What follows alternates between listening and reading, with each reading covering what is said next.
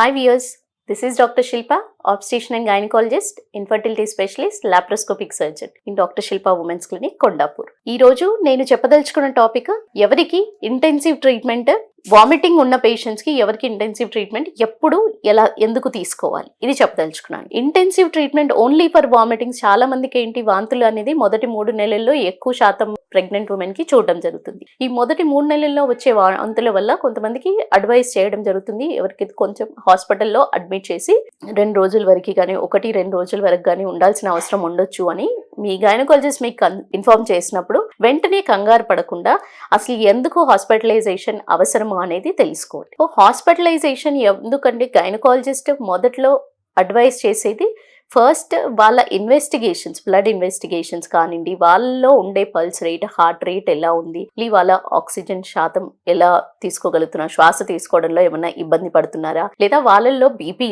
Levels ఎలా maintain అవుతున్నాయి, అంటే సడన్ గా బీపీ లెవెల్స్ పడిపోవడం కానీ, పల్స్ రేట్ ఎక్కువగా, హార్ట్ రేట్ అనేది ఎక్కువగా పెరుగుతున్నప్పుడు, డీహైడ్రేషన్ స్టేటస్ బేసికల్లీ ఏంటి అంటే వాళ్ళల్లో శరీరంలో ఉండే వాటర్ శాతం అనేది తగ్గినప్పుడు, అండ్ దాంతో పాటుగా కొన్ని రకాల బ్లడ్ ఇన్వెస్టిగేషన్స్ అంటూ చేయడం జరుగుతుంది. బ్లడ్ ఇన్వెస్టిగేషన్స్ తో పాటు యూరిన్ ఇన్వెస్టిగేషన్స్ కూడా చేసి శరీరంలో కీటోన్ బాడీస్ ఎంత ఉన్నాయి, ఈ రకమైన బ్లడ్ ఇన్వెస్టిగేషన్స్ లో ఎప్పుడైతే డిహైడ్రేషన్ స్టేటస్ అనేది డిటెక్ట్ అవుతుందో, డిహైడ్రేషన్ కాకుండా శరీరంలో కీటోన్ బాడీస్ అనేది ఎక్కువగా పెరుగుతూ ఉన్నప్పుడు వాళ్ళకి ఆ టైంలో బిడ్డకి కూడా, తల్లికి మంచిది కాదు, అట్ ద సేమ్ టైం బిడ్డకి కూడా మంచిది కాదు.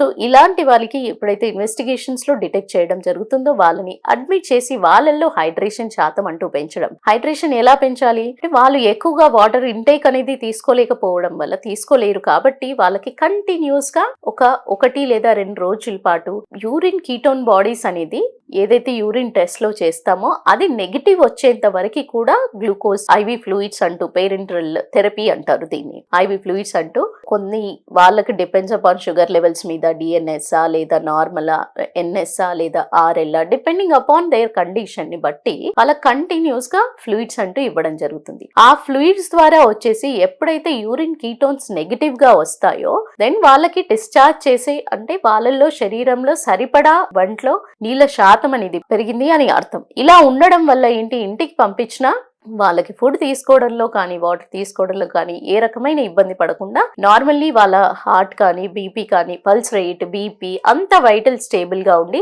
ఏ రకమైన గిడ్డినెస్, కళ్ళు తిరగడం కానీ ఈ సిమ్టమ్స్ ఇబ్బంది పెట్టకుండా ఉంటాయి. సో ఇలా తీసుకున్నప్పుడు వాళ్ళకి ఒక్కోసారి ఏంటి ఓన్లీ ఐవి ఫ్లూయిడ్స్ పెట్టకుండా కొన్ని రకాల యాంటీఎమిటిక్స్ అంటే వాంతికి సంబంధించిన ఇంజెక్షన్స్ కానివ్వండి లేదా యాంటాసిడ్స్ కానివ్వండి పెట్టడం జరుగుతుంది. ఇలా పెట్టడం వల్ల నెమ్మదిగా బబల్స్ ని, అంటే పేగులని కొంచెంగా ప్రిపేర్ చేసి ప్రొజెస్టిరాన్ శాతం అనేది అడాప్టేషన్ చేయడానికి ఈ రకమైన ట్రీట్మెంట్ ఇవ్వడం జరుగుతుంది. సో ఇవన్నీ మీకు మీ డాక్టర్ ఎక్స్ప్లెయిన్ చేసినప్పుడు, కీటోన్ బాడీస్ ఇలా ఉన్నాయి అంటే దానికే యూరిన్ టెస్ట్ చూసే అడ్మిషన్ ఎలా చెప్తారు మేడం అని అనకుండా, మీరు దాని విశిష్టతను తెలుసుకున్నట్టయితే మీకు క్లియర్ గా అడ్మిట్ అవ్వడానికి ఏ రకంగా కూడా మీకు అనుమానం లేకుండా ట్రీట్మెంట్ తీసుకోగలుగుతారు. సో ఈ క్లారిటీ అనేది మీరు మీ గైనకాలజిస్ట్ ద్వారా తెలుసుకున్నట్టయితే మీకు చాలా హెల్ప్ఫుల్ అవుతుంది. సో డీహైడ్రేషన్ వచ్చే వరకు, కళ్ళు తిరిగి పడిపోయేంత వరకు వెయిట్ చేయకుండా, ఎప్పుడైతే వాంతులు కొంచెంగా ఉన్నప్పుడు కాకుండా తీవ్ర స్థాయిగా ఎప్పుడైతే పెరుగుతూ ఉంటుందో డెఫినెట్లీ మీరు మీ గైనకాలజిస్ట్ని కన్సల్ట్ అయ్యి